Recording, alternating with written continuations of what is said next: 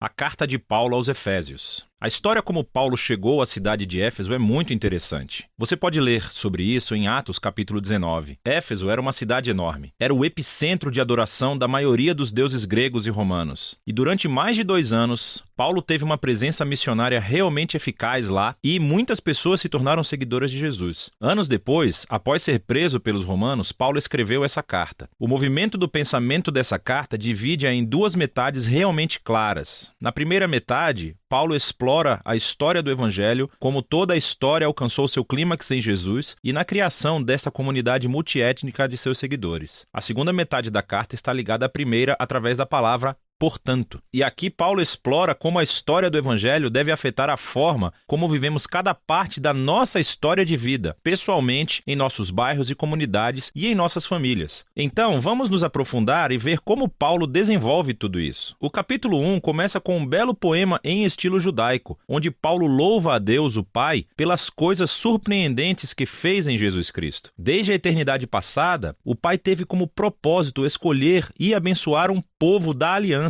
Pense aqui na família de Abraão, em Gênesis, capítulo 12, versículos 1 a 3. E agora, através de Jesus, qualquer pessoa pode ser adotada nessa família. A morte de Jesus cobre os nossos piores pecados, os nossos piores fracassos, e em Jesus encontramos a graça de Deus. Na verdade, Paulo diz que essa graça abriu um modo totalmente novo de entendermos cada parte de nossas vidas. Ele diz no capítulo 1, verso 10, que o propósito de Deus era unificar todas as coisas no céu e na terra sob Cristo, que é um título que significa Messias. O plano de Deus sempre foi ter uma enorme família de seres humanos restaurados, unidos em Jesus, o Messias. Esse propósito divino se tornou claro, diz Paulo, quando fomos primeiramente transformados naquela família. E aqui ele está se referindo aos judeus étnicos e à família de Abraão. Mas então Paulo fala sobre vocês, e aqui ele quer dizer não judeus. Todos vocês ouviram sobre Jesus e a salvação através dele, e foram trazidos para essa família pela obra do Espírito Santo. E assim, aqui, ele está se referindo aos eventos relatados nas histórias dos Atos, sobre como o Espírito de Deus reuniu judeus e não judeus em uma única família em Jesus, tal como Deus prometeu a Abraão há muito tempo atrás. Note também como, nesse poema, Paulo começa falando sobre Deus o Pai, e depois sobre Jesus o Filho, e aqui no final sobre o Espírito. Os 3 trabalham juntos quando Paulo conta a história do Evangelho. É muito legal. Depois do poema, Paulo responde com uma oração. Ele ora para que esses seguidores de Jesus não apenas conheçam, mas experimentem pessoalmente o poder do Evangelho. Que eles sejam energizados pelo mesmo poder que ressuscitou Jesus dos mortos e o colocou como a cabeça exaltada de todo o mundo. Agora, no capítulo 2, Paulo retrocede e desenvolve algumas ideias-chave do poema do capítulo 1, especialmente sobre a graça de Deus e essa nova família multiétnica de Jesus. Ele começa recontando a história de como esses cristãos não-judeus conheceram Jesus. Antes de ouvir sobre Jesus, eles estavam fisicamente vivos, mas estavam espiritualmente mortos. Eles estavam presos em uma vida de egoísmo e sem propósito, e estavam sendo enganados pelas forças espirituais do mal. Mas, surpreendentemente, Deus, em seu grande amor e misericórdia, os salvou. Ele perdoou todos os seus pecados e juntou as suas vidas à vida de ressurreição de Jesus, e ele também os trouxe de volta à vida. E agora, tendo sido criados como novos seres humanos através de Jesus, eles têm a alegria de descobrir todos os novos chamados, propósitos e tarefas que Deus colocou diante deles. Eles não só foram presenteados com a graça de Deus, como também foram convidados para uma nova família. Antes de ouvir sobre Jesus, esses não-judeus não estavam apenas afastados de Deus, eles estavam separados do seu povo da aliança, da família de Abraão. E por uma razão muito prática, os mandamentos da aliança do Sinai formavam uma linha divisória ao redor dessa família. Eles eram como uma barreira que mantinha a maioria dos não-judeus afastados. Mas em Jesus, as leis da Torá foram cumpridas e a barreira foi removida. Os 2 grupos étnicos se tornam, como Paulo afirma, uma nova humanidade unificada, capaz de viver em paz. Então, Paulo continua no capítulo 3 a se maravilhar com o papel único que ele teve de espalhar essa boa notícia para o povo não-judeu. E mesmo estando na prisão, ele agradece a Deus pela chance que teve de ver essa família da aliança crescer tanto. Então, Paulo termina a primeira metade da carta com outra oração. Dessa vez, ele ora para que os seguidores de Jesus sejam fortalecidos pelo Espírito de Deus para simplesmente compreender e entender o amor que Cristo tem pelo seu povo. A segunda metade da carta começa com Paulo mudando de ritmo, e ele começa a desafiar o leitor a responder à história do Evangelho pela maneira como vive a sua própria história de vida. Então ele começa no capítulo 4 com a vida cotidiana da igreja. A igreja é uma grande família com muitos tipos diferentes de pessoas, mas ele enfatiza que eles são um, e um é a palavra-chave nesse capítulo. Eles são um corpo que é unificado por um Espírito. Eles têm um só Senhor com uma fé. Eles têm um batismo. Eles acreditam em um Deus. Isso é muita união. No entanto, diz Paulo, a unidade não é a mesma coisa que uniformidade. Ele continua a explorar como a nova família de Jesus consiste em muitos tipos de pessoas muito diferentes, mas todos são capacitados pelo único Espírito Santo, cada um usando seus talentos e paixões únicas para servir e amar uns aos outros e para edificar a igreja. E aqui ele usa duas metáforas muito legais. Uma é a construção da igreja como um novo templo, e a segunda é que todos estão se tornando uma nova humanidade, com Jesus como a cabeça. E essa nova humanidade é uma metáfora que ele vai usar nos próximos capítulos. Paulo desafia todo cristão a retirar a sua velha humanidade como um conjunto de roupas velhas e a revestir-se de sua nova humanidade na qual a imagem de Deus está sendo restaurada. E ele então segue para essa longa sessão onde ele compara a humanidade nova e velha. Então, em vez de mentir, novos humanos falam a verdade. Em vez de guardar raiva, eles resolvem seus conflitos pacificamente. Em vez de roubar, os novos seres humanos são generosos. Em vez de fofocar, eles encorajam as pessoas com suas palavras. Em vez de se vingar, os novos seres humanos perdoam. Em vez de gratificar todo o impulso sexual, os novos seres humanos cultivam o autocontrole de seus desejos corporais. Em vez de ficar bêbados, os novos seres humanos vivem sob a influência do Espírito de Deus. E ele explica como era essa influência